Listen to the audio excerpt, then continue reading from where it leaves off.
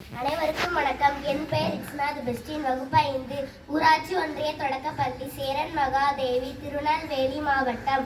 நலமுடன் வாழ 10 கட்டளைகள். காலையிலும்